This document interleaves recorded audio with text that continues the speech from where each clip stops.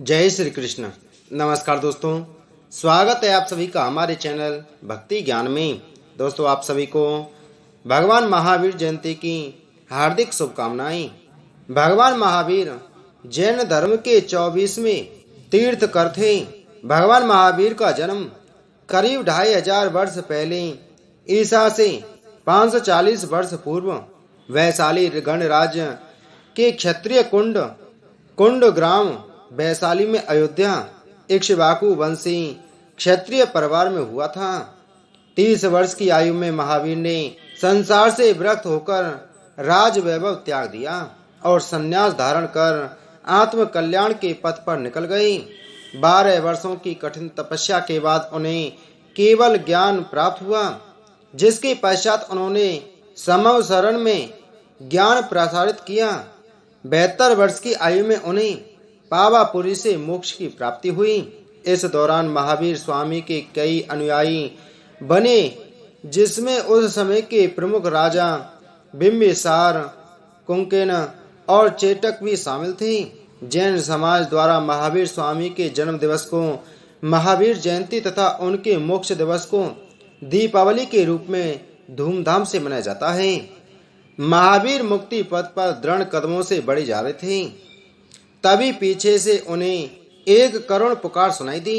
उनके कदम ठिठक गए।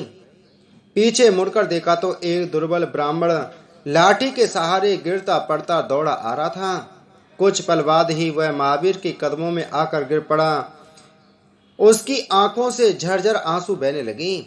फिर लड़खड़ाती हुई जुबान से वह बोला, मेरी सहायता कीजिए राजकुमार वर्धमान, मुझे कुछ दीजिए, मेरी निर्धनता दूर कीजिए।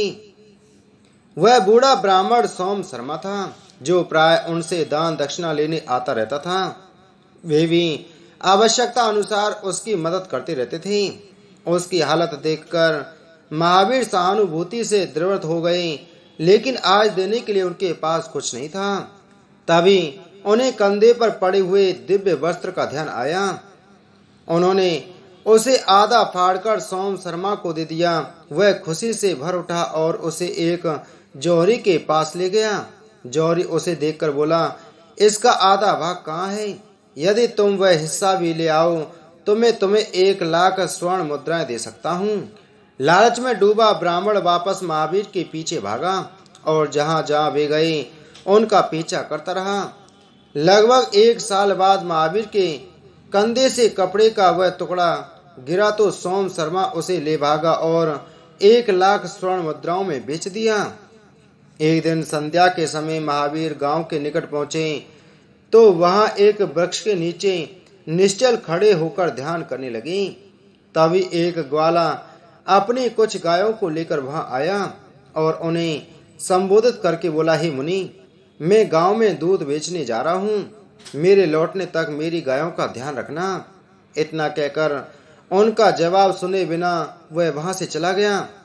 कुछ समय बाद वह लौटा तो देखा कि महावीर स्वामी ज्यों के त्यों खड़े हैं, लेकिन गायें वहां नहीं हैं। उसने पूछा, मुनि, मेरा पशुधन कहाँ है? महावीर ने कोई उत्तर नहीं दिया तो इधर उधर देखते हुए वह जंगल में घुस गया और पूरी रात वहां अपनी गायें तलाश करता रहा। इसी बीच गायें चरकर लौट आईं और महावीर को घेर कर बैठ गईं। सुबह थका मादा ग्वाला लौटा तो गायों को वहां देखकर आग बबूला उठा।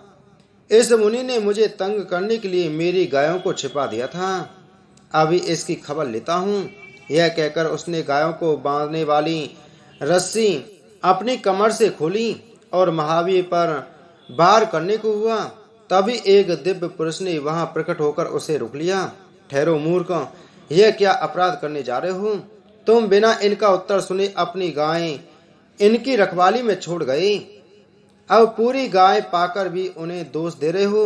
मूर्ख, ये भावी तीर्थकर है। यह सुनकर ग्वाला महावीर के चरणों में गिर पड़ा और क्षमा याचना करके वहां से चला गया। घूमते हुए महावीर वेगवती नदी के किनारे स्थित एक उजाड़ गांव के निकट पहुंचे। गांव के बाहर एक टीले पर एक मंदिर बना हुआ था।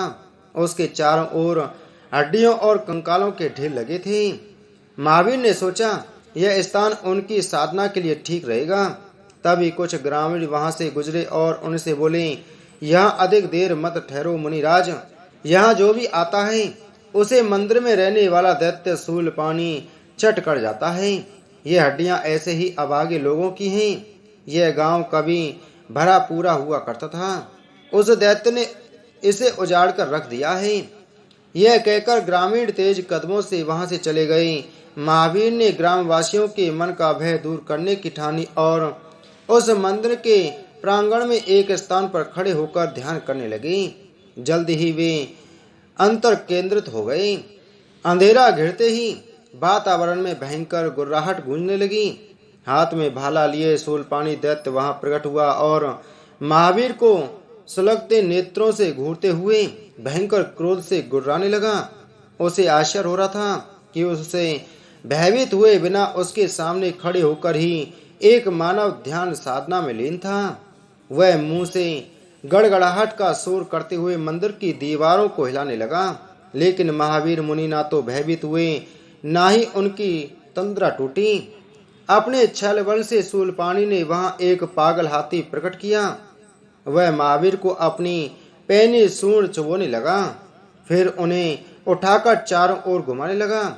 जब महावीर पर कोई प्रभाव नहीं पड़ा तो वहां एक भयानक राक्षस प्रकट हुआ। वह तीखे नख और दांतों से उन पर प्रहार करने लगा। अगली बार एक भयंकर विषधर उन पर विष उगलने लगा। इतने पर भी महावीर ध्यान मग्न रहे तो शूलपाणी भाले की नुकीली नोक उनकी आंखों, कान, नाक, गर्दन और सिर में चुभने लगा, लेकिन महावीर ने शरीर से बिल्कुल संबंध विच्छेद कर लिया था, अतः उन्हें जरा दर्द का अनुभव भी नहीं हुआ। यह सहनशीलता की पराकाष्ठा थी जो केवल तीर्थकर में ही हो सकती थी। शूलपाणी समझ गया कि वह मनुष्य निश्चय ही कोई दिव्य प्राणी है। वह वैसे थर्राने लगा। तभी महावीर के शरीर से एक दिव्य आभा निकलकर दैत्य के शरीर में समा गई और देखते ही देखते क्रोध पिघल गया, गर्भ चूर चूर हो गया। वह महावीर के चरणों में लौट गया और क्षमा मांगने लगा। महावीर ने नेत्र खोले और उसे आशीर्वाद देते हुए करुणापूर्ण स्वर में बोले, शूलपाणी, क्रोध से क्रोध की उत्पत्ति होती है और प्रेम से प्रेम की। यदि तुम किसी को भयभीत ना करो तो हर भय से मुक्त रहोगे, इसलिए क्रोध की विष बेल को नष्ट कर दो। शूलपाणी के नेत्र खुल गए, उसका जीवन बदल गया। राजा सिद्धार्थ की गजशाला में सैकड़ों हाथी थे। एक दिन चारे को लेकर दो हाथी आपस में भिड़ गए। उनमें से एक हाथी उन्मत्त होकर गजशाला से भाग निकला। उसके सामने जो भी आया वह कुचला गया। उसने सैकड़ों पेड़ उखाड़ दिए, घरों को तहस नहस कर डाला और आतंक फैलाकर रख दिया। महाराज सिद्धार्थ के अनेक महावत और सैनिक मिलकर भी उसे बस में नहीं कर सके। वर्धमान को यह समाचार मिला तो उन्होंने आतंकित राज्यवासियों को आश्वस्त किया और स्वयं उस हाथी की खोज में चल पड़े। प्रभा ने चैन की सांस ली, क्योंकि वर्धमान की शक्ति पर उसे भरोसा था। वह उनके बल और पराक्रम से भली भांति परिचित थी। एक स्थान पर हाथी और वर्धमान का सामना हो गया। दूर से हाथी चिंगाड़ता हुआ भीषण वेग से दौड़ा चला आ रहा था, मानो उन्हें कुचल कर रख देगा, लेकिन उनके ठीक सामने पहुंचकर वह ऐसे रुक गया मानो किसी गाड़ी को आपातकालीन ब्रेक लगाकर रोक दिया गया हो। महावीर ने उसकी आंखों में झांकते हुए मीठे स्वर में कहा, हे गजराज, शांत हो जाओ। अपने पूर्व जन्मों के फल स्वरूप तुम्हें पशु योनि में जन्म लेना पड़ा। इस जन्म में भी तुम हिंसा का त्याग नहीं करोगे तो अगले जन्म में नरक की भयंकर पीड़ा सहनी होगी। अभी समय है, अहिंसा का पालन कर तुम अपने भावी जीवन को सुखद बना सकते हो। वर्धमान के उस उपदेश से हाथी के अंतर्मन पर प्रहार किया। उसके नेत्रों से आंसू बहने लगे। उसने सूंड उठाकर उनका अभिवादन किया और शांत भाव से गजशाला की ओर लौट गया। पुष्कलावती नामक देश के एक घने वन में भीलों की एक बस्ती थी। उनके सरदार का नाम पुरूरवा था, उसकी पत्नी का नाम कालिका था। दोनों वन में घात लगाकर बैठ जाते और आते जाते यात्रियों को लूटकर उन्हें मार डालते। यही उनका काम था। एक बार सागर सेन नामक एक जैनाचार्य उस वन से गुजरे तो पुरुरवा ने उन्हें मारने के लिए धनुष तान लिया। जो ही वह तीर छोड़ने को हुआ, कालका ने उसे रोक लिया। स्वामी, इनका तेज देखकर लगता है ये कोई देव पुरुष हैं। ये तो बिना मारे ही हमारा घर धन अन्न से भर देंगे। पुरुरवा को पत्नी की बात जच गई। दोनों मुनि के निकट पहुंचे तो उनका दुष्टवत व्यवहार स्वमेव शांत हो गया और वे उनके चरणों में नतमस्तक हो गए। मुनि ने अवधि ज्ञान से भांप लिया कि वह भील ही 24वें तीर्थकृत के रूप में जन्म लेने वाला है। अतः उनके कल्याण हेतु उन्होंने उसे अहिंसा का उपदेश दिया और अपने पापों का प्रायश्चित करने को कहा। भील ने उनकी बात को गांठ में बांध लिया और अहिंसा का व्रत लेकर अपना बाकी जीवन परोपकार में बिता दिया। ज्ञान की खोज में महावीर नंगे पांव एक स्थान से दूसरे स्थान विचरण करते हुए घनघोर तपस्या कर रहे थे। एक बार वह श्वेतांबी नगरी जा रहे थे, जिसका रास्ता एक घने जंगल से होकर गुजरता था, जिसमें चंड कौशिक नाम का एक भयंकर सर्प रहता था। उस सर्प के बारे में प्रसिद्ध था कि वह सदा क्रोध में रहता था और उसके देखने मात्र से ही पक्षी, जानवर या इंसान मृत हो जाते थे। जब महावीर उस जंगल की ओर बढ़े तो ग्रामीणों ने उन्हें चंड कौशिक के बारे में बताया और उधर न जाने का निवेदन किया। पर अहिंसा के मार्ग पर चलने वाले महावीर तो भय रहित थे। उन्हें किसी के प्रति नफरत नहीं थी और वे डर और नफरत को स्वयं के प्रति हिंसा मानते थे। उनके चेहरे पर एक तेज था और वे साक्षात करुणा की मूर्ति थी। उन्होंने गांव वालों को समझाया कि वे भयभीत ना हों और जंगल में प्रवेश कर गए। कुछ देर चलने के बाद जंगल की हरियाली क्षीण पड़ने लगी और भूमि बंजर नजर आने लगी। वहां के पेड़ पौधे मृत हो चुके थे और जीवन का नाम निशान नहीं था। महावीर समझ गए कि वह चंड कौशिक के इलाके में आ पहुंच चुके हैं। वे वहीं रुक गए और ध्यान की मुद्रा में बैठ गए। महावीर के हृदय से प्रत्येक जीव के कल्याण के लिए शांति और करुणा बह रही थी। महावीर की आहट सुन चंड कौशिक फौरन सतर्क हो गया और अपने विल से बाहर निकला। महावीर को देखते ही वह क्रोध से लाल हो गया और मन ही मन सोचा, इस तुच्छ मनुष्य की यहाँ तक आने की हिम्मत कैसे हुई। वह महावीर की ओर अपना फैन ऊंचा कर फुंकारने लगा, हिस्स हिस्स क्रोध के मारे करने लगा। पर महावीर तो शांत चित हो अपनी ध्यान मुद्रा में बैठे रहे और जरा भी विचलित नहीं हुए। यह देख चंड कौशिक और भी क्रोधित हो गया और उनकी ओर बढ़ते हुए अपना फन हिलाने लगा। महावीर अभी भी शांति से बैठे रहे और न भागने की कोशिश की, न भयभीत हुए। सर्प का क्रोध बढ़ता जा रहा था। उसने फौरन अपना जहर महावीर के ऊपर उड़ेल दिया। पर यह क्या, महावीर तो अभी भी ध्यान मग्न थे। इस घटक विष का उन पर कोई असर नहीं हो रहा था। चंड कौशिक को विश्वास नहीं हो रहा था कि कोई मनुष्य उसके विष से बच सकता है। वह बिजली की गति से आगे बढ़ा और महावीर के अंगूठे में अपने दांत गड़ा दिए। पर यह क्या, महावीर अभी भी ध्यान मग्न थे और उनके अंगूठे से खून की जगह दूध बह रहा था। अब महावीर ने अपनी आंखें खोली। वह शांत थे। उनके मुख पर ना कोई भय था, ना ही क्रोध। वे चंड कौशिक की आंखों में देखते हुए बोले, उठो उठो चंड कौशिक, सोचो तुम क्या कर रहे हो। उनके वाणी में प्रेम और स्नेह था। चंड कौशिक ने इससे पहले कभी इतना निर्भय और वात्सल्यपूर्ण प्राणी नहीं देखा था। वह शांत हो गया। अचानक ही उसे अपने पिछले जन्म याद आने लगे। अपने क्रोध और अभिमान के कारण आज वह जिस स्थिति में पहुंच गया था वह उसे ज्ञात हो गया। अचानक आए इस ज्ञान से उसका हृदय परिवर्तन हो गया। वह प्रेम और अहिंसा का पुजारी बन गया। महावीर के जाने के बाद उसने चुपचाप अपना सिर विल के अंदर कर लिया, जबकि उसका बाकी का शरीर बाहरी था। धीरे धीरे यह बात सभी को ज्ञात हो गई कि चंड कौशिक बदल गया है। बहुत से लोग उसे नाग देवता मानकर दूध, घी इत्यादि से पूजने लगे, तो कई लोग जिन्होंने उसके विष के कारण अपने प्रियजन खोए थे उस पर ईंट पत्थर फेंकने लगे। चंड कौशिक न क्रोधित हुआ और किसी का विरोध नहीं किया और लहूलुहान उसी अवस्था में पड़ा रहा। रक्त, दूध, मिष्टान आदि की वजह से जल्द ही वहां चींटियों के झुंड आ पहुंचे। चींटियों के काटने के बावजूद वह अपने स्थान से नहीं हिला कि कहीं कोई चींटी दबकर मर न जाए। अपने इस आत्म संयम और भावनाओं पर नियंत्रण के कारण उसके कई पाप कर्म नष्ट हो गए और मृत्यु प्रांत वह स्वर्ग को प्राप्त हुआ। वसुमती चंपा नगरी की राजकुमारी थी।